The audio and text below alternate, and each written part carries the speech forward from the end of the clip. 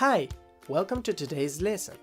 Today we're going to study modal verbs.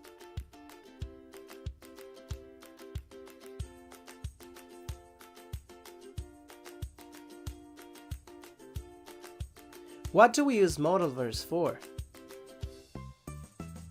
We use modal verbs to enable actions to happen in a particular way. They belong to the larger category of auxiliary verbs.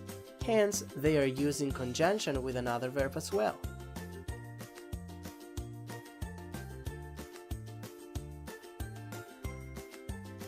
Some examples are can, be allowed to, might, need to, must, should, could, may, have to, ought to, be able to, and had better. But today we're only going to study some of them. Can, may, and could. We can use the three of them for possibility. Possibility means a chance that depends on the context. For example, I can be there at 5 if I finish my homework on time. I could go, but it has to be earlier than 5. I may go later, but only if I have time. We can use only can and could for ability, which is a feature that can be done by the means of body or mind. Example, I can speak 2 languages. I could sing only 2 octaves when I was younger.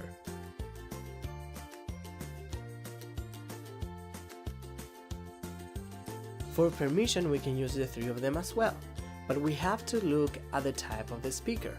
If we have an emotional closeness with the speaker, we can use can. For example, can I borrow a pen?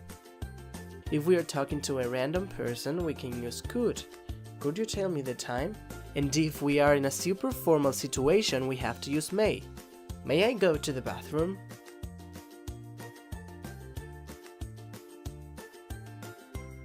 Should, ought to, and had better. We use the three for advices.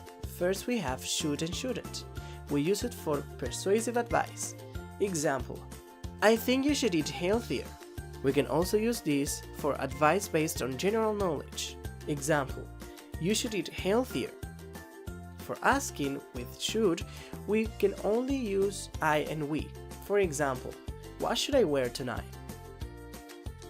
Then we have ought to, which means a suggestion, but an obligation and bid. Example, I get bullied every day. Yon told me I ought to tell the teacher. Finally, we have had better, which is related with what is best for you, and is an advice given, but into a warning. Example, you'd better make your bed, or you will be punished.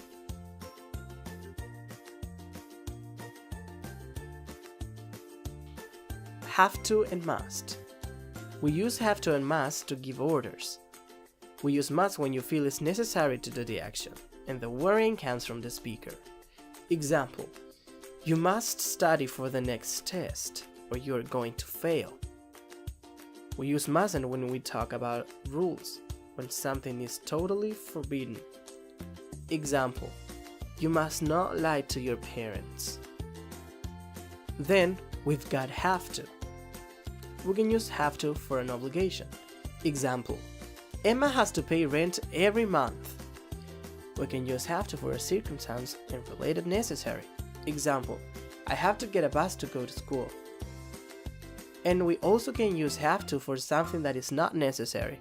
Example, Laura doesn't have to hurry. It's 10. Is there a difference between these two modal verbs? There actually is a difference between these two modal verbs. Must is an obligation that is coming from a personal perspective.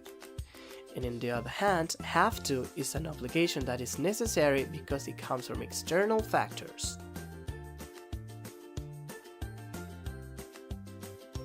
Finally, we've got need to. We use it for necessities, and we use it when we have a lack of something.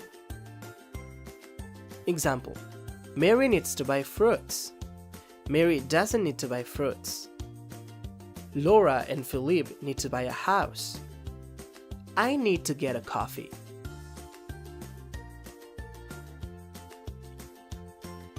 Today's lesson was modal verbs. Thanks for watching.